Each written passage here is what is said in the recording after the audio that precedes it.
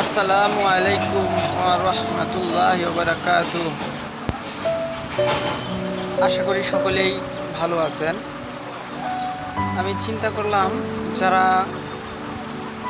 নতুন ইলেকট্রিক কাজ শিখতে চায়, মানে বাসাবাড়িতে অল্প কাজ করার জন্য যে ইলেকট্রিশিয়ান নিয়ে আসতে হয়, যেন আর ইলেকট্রিশিয়ান না নিয়ে আসতে হয়। যারা নতুন ইলেকট্রিক কাজ শিখতে চান, প্রয়োজনীয় কাজগুলি আপনাদেরকে ছোট ছোট করে দেখিয়ে দেওয়ার জন্য চেষ্টা করব।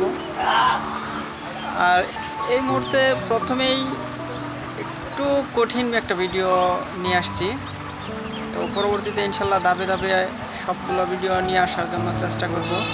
ভিডিওতে কাজগুলো দেখিয়ে দেওয়ার চেষ্টা করব ইনশাল্লাহ। তো এখন দেখাবো একটা সিলিং ফ্যানের কয়েল কিভাবে চেক করতে হয়, সিলিং ফ্যানের কয়েলটা ঠিক আছে কিনা।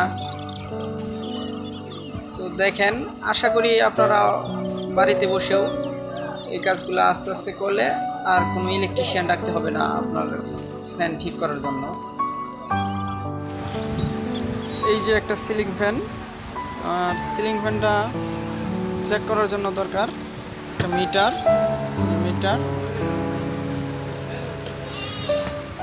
এই যে একটা মিটার, আর লাগবে আমি সিরিজ লাইন ব্যবহার করব। সিরিজ লাইন এখানে। তো আশা করি যারা যারা ভিডিওটি দেখতেছেন কমেন্টে জানিয়ে যাবেন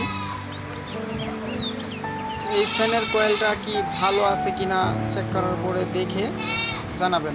পরবর্তীতে ইনশাল্লাহ আমি বলে দেব। দেখি কে পারেন।